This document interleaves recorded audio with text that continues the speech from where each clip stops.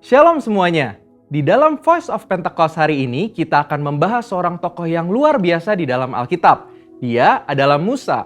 Terbukti 65 kali Alkitab mencatat bahwa Tuhan berbicara dan berfirman kepada Musa. Dan tidak ada nabi lain di dalam Alkitab yang sama seperti Musa. Nah, bukankah sebagai seorang percaya kita rindu untuk terus intim dan dapat bercakap-cakap dengan Tuhan? Karena itu, mari kita sama-sama mempelajari beberapa kualitas dari seorang nabi yang sangat menginspirasi dari zaman ke zaman secara singkat. Yang pertama, Musa memilih hidup dalam kebenaran. Dalam Ibrani 11 ayat 24-26 dijelaskan, karena iman, maka Musa setelah dewasa menolak disebut anak putri Firaun. Karena ia lebih suka menderita sengsara dengan umat Allah daripada untuk sementara menikmati kesenangan dari dosa. Ia menganggap penghinaan karena Kristus sebagai kekayaan yang lebih besar daripada semua harta Mesir. Sebab pandangannya ia arahkan kepada upah. Yang kedua, Musa rela diproses Tuhan. Setelah Musa melarikan diri dari tanah Mesir, ia hidup dengan sangat berbeda di tanah Midian sebagai pendatang. Selain itu, Musa juga mengalami perjumpaan pribadi dengan Tuhan dan mengenal Allah secara pribadi. Pengalaman-pengalaman ini adalah proses yang Musa jalankan untuk mempersiapkan dirinya menjadi pemimpin atas umat pilihan Tuhan.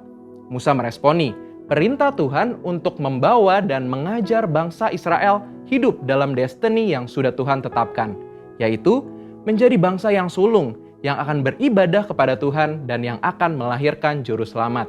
Musa sadar bahwa kehidupan dan apapun yang ia miliki adalah untuk menghidupi panggilannya. Yang ketiga, Musa taat penuh kepada Tuhan. Ketaatan adalah suatu ciri khas kepemimpinan dan gaya hidup dari Musa. Saat ia menerima perintah atau firman dari Tuhan, ia akan sampaikan kepada banyak orang. Dan setelah itu, ia pastikan agar perintah itu dilakukan dengan baik. Dalam berbagai kesempatan, Musa hanya mau mengambil tindakan jika memang Tuhan perintahkan demikian.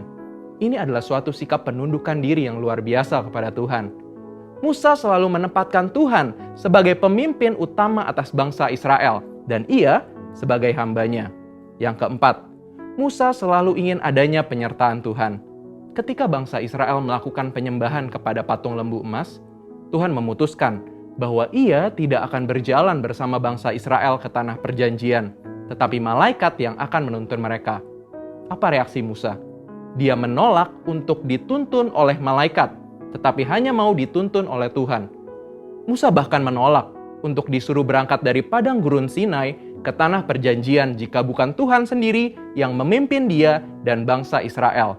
Musa menunjukkan bahwa bagi dia, penyertaan Tuhan adalah segala-galanya. Yang kelima, Musa mengejar hadirat Tuhan sekalipun ada resiko. Musa pernah meminta untuk melihat Tuhan di dalam kemuliaannya. Pada zaman itu, permintaan ini sangat beresiko, karena siapapun yang melihat Tuhan beresiko mati, karena karya salib Kristus belum terjadi. Pendeta Tommy Tenney dalam buku God Chaser menuliskan bahwa jika kita ingin benar-benar melihat Tuhan, kita harus siap mati. Mati atas keinginan duniawi, mati atas hasrat dosa, dan hidup bagi Kristus. Yang keenam, Musa bersyafaat bagi bangsanya. Salah satu tindakan Musa ketika Tuhan begitu marah kepada bangsa Israel yang melakukan dosa adalah dia bersyafaat bagi bangsa Israel. Bersyafaat artinya berdiri di hadapan Allah, memohonkan doa secara sungguh-sungguh bagi orang-orang tertentu. Tindakan syafaat Musa akhirnya membuat Tuhan mengubah keputusannya. Kita sebagai umat percaya perlu bersyafaat bagi bangsa kita. Yang ketujuh, Musa memiliki hati yang lembut. Bilangan 12 ayat 3 menuliskan bahwa Musa memiliki hati yang sangat lembut. Sekalipun waktu itu Miriam dan Harun mengatai Musa, tetapi dia memilih diam. Sehingga tidaklah mengherankan jika Tuhan begitu membelanya. Dan pembelaan yang sama Tuhan pasti berikan kepada setiap kita yang mau memiliki hati yang lembut. Yang kedelapan, Musa mengimpartasi apa yang dia terima dari Tuhan. Musa meneruskan apa yang ia terima dari Tuhan kepada orang-orang yang ada di bawahnya. Musa mengajari Yosua semua hal yang telah ia terima dari Tuhan, termasuk mengimpartasikan kepenuhan roh. untuk mempersiapkan Yosua menjadi penerusnya. Jadi, kita sudah mendengar kualitas Musa yang patut kita contoh. Kita percaya saat kita melakukan apa yang Musa lakukan, maka kita pun akan menerima berkat yang sama. Saudara, untuk penjelasan lebih lengkapnya dari tim teologi kami, jangan lupa buka link yang ada di atas atau scan QR code yang tersedia. Tuhan Yesus memberkati.